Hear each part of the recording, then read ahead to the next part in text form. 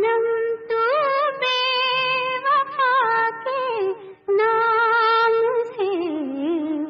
मशहूर हो जाए, सनम तू